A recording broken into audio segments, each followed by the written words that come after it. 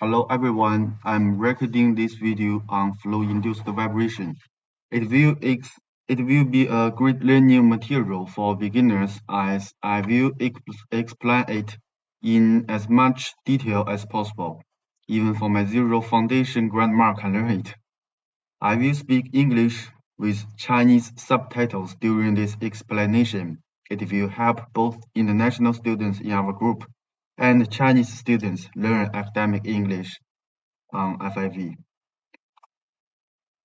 I will replicate a JFM paper published in our group, and here is the title of this paper. You can download if you need it. If you can obtain the same outputs with the same input ones, it means you have successfully learned the entire process.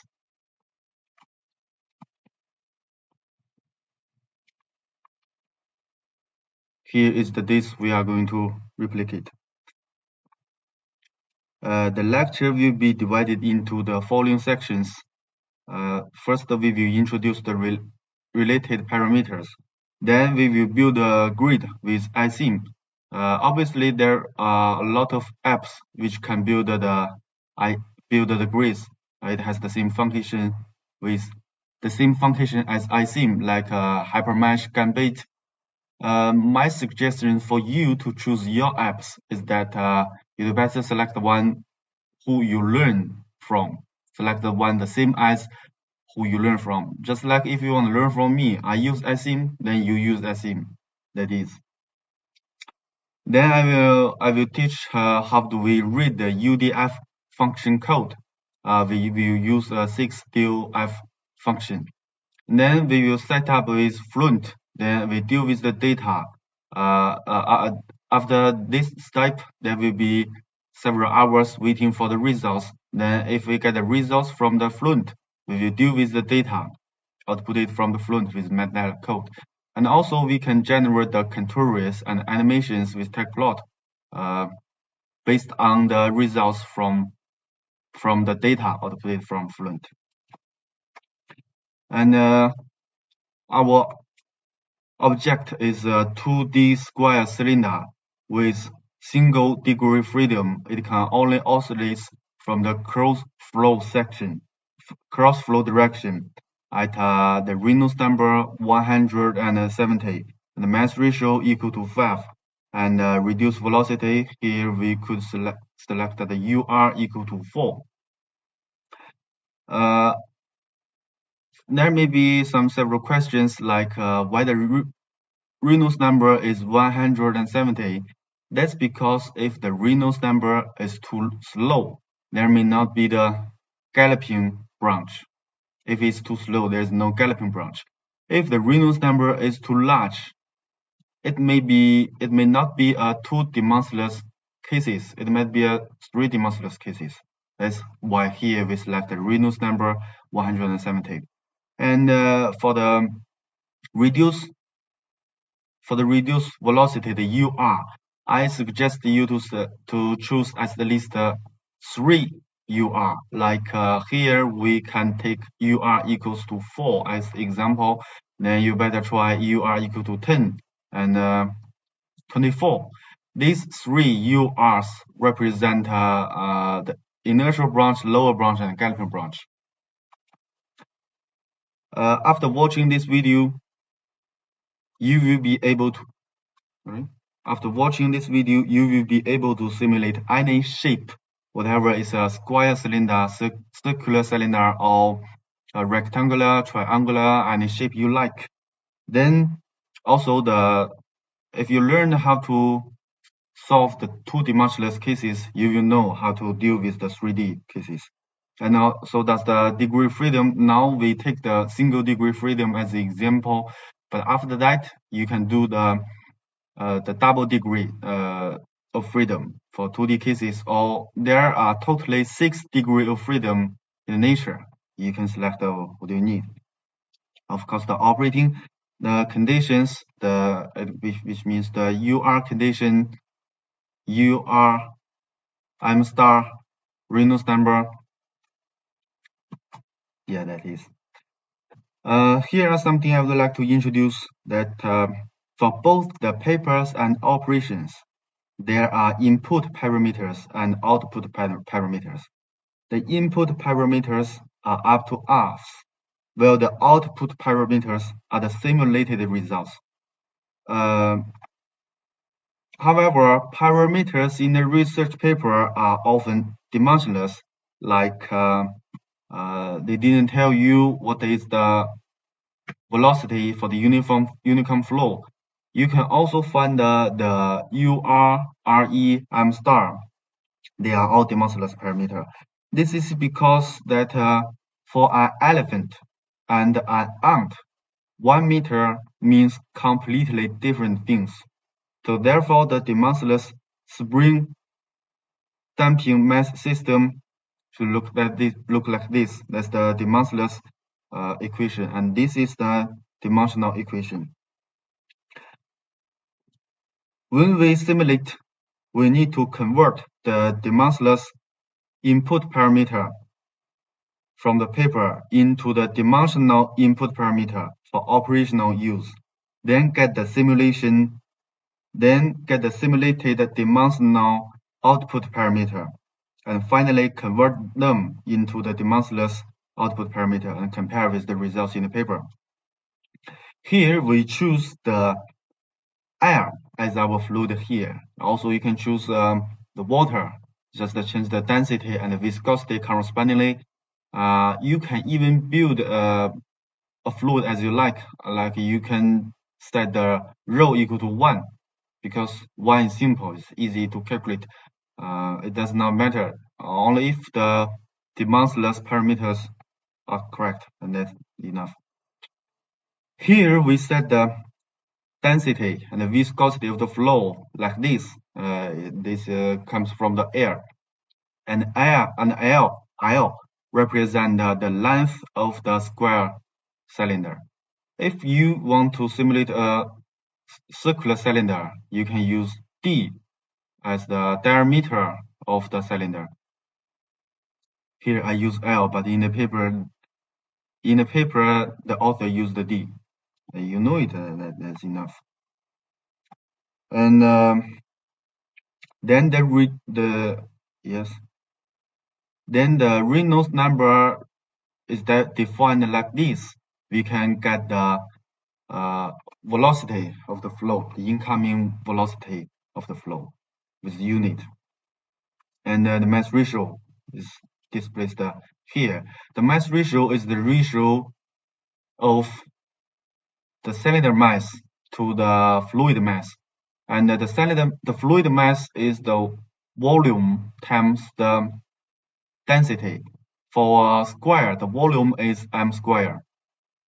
What if it's a circular? You know that it should be the pi d square over 4. And this is 1. It means it's a 2D dimensionless cases, 2D cases, and times rho. Here we get the mass, the flow mass, and according to the mass ratio equal to 5, we can get the mass of the cylinder. This is the cylinder mass.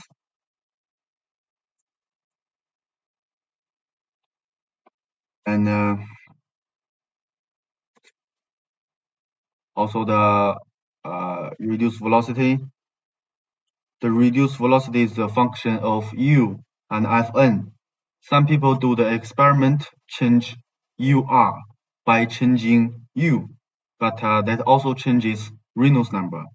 Here in our simulation, we're gonna change ur by changing the nature frequency Fn. And how do we change the nature frequency? We will change the stiffness K. Also, when we decide the ur, we get the nature frequency, then we get the stiffness according to nature frequency K. The damping ratio works the same way. Here, the damping ratio is 0, so the damping is also 0. If you need to set a non-zero damping ratio, just change the damping accordingly. After we have set our input parameter, we would get the output parameter from the fluent. The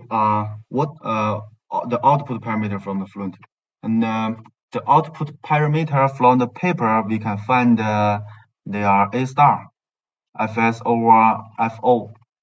and ST, FR. Well, what do you mean? What do they mean? Let's come take a look on this. The amplitude ratio A star is the ratio of displacement ratio to the length, while the ST, it is the Strouhal number. It is determined by the vortex shedding frequency, Fs. And you know that Fs is the vortex shedding frequency. S means shedding. This is the frequency ratio. It is the ratio of oscillation frequency and nature frequency. This O represents the oscillation. I don't like the expression of frequency ratio here, as it seems to be in unit of hertz. I prefer to use F star, but in the paper they use FR. Okay, so just pay attention to it. So far, there are three frequencies: Fs, Fr. Fs, Fo, and Fn. They are vortex shedding frequency, oscillation frequency, and nature frequency. So do not confuse them. The vortex shedding frequency Fs is the frequency of the lift here, the frequency of the lift. And the oscillation frequency Fo is the frequency of Yt, means that the frequency of displacement. And the nature frequency comes from this formula. The instantaneous lift and drag coefficient are expressed with their lift and drag signals. Usually we use root mean square value of CL, expressed by CL data, and CD bar to represent the time mean value of the drag coefficient. A crucial point to note here is that when calculating the average, we must select as many integer circles as possible from the signals with stable amplitude. Then next, in the research, it is necessary to perform grid and time step independent tests. This means that we need to change their resolution until the changes in the results are negligible. But before that, we need to make a rough estimate of resolution, the grid size on the surface is said to be delta x, which means now the delta x is 1% of L, which means there are 400 elements on the surface because there are 4 lines. 1, 2, 3, 4. Same as that, we need to set the ratio between the time step and the period. But the period here is an output. We don't know it before we simulate, but we can estimate it from the results here. Let's come to the frequency ratio at m star equal to 5, ur equal to 4. Here, the frequency ratio is somehow 0.5. Then, if this one is 0.5, we have the nature frequency here. Then we can get the oscillation frequency. Then we will know the period. Now, so if we set delta t means the time step equals 0.1 second. That means there are about 300 steps per circle.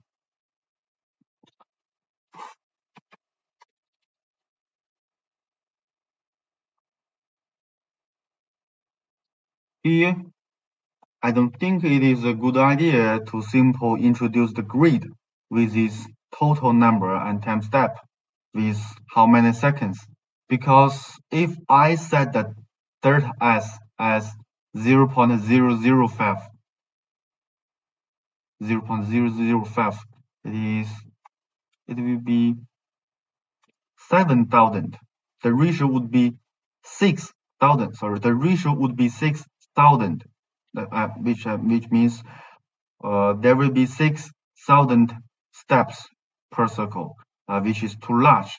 This means they may set the row and mu differently with me at the very beginning.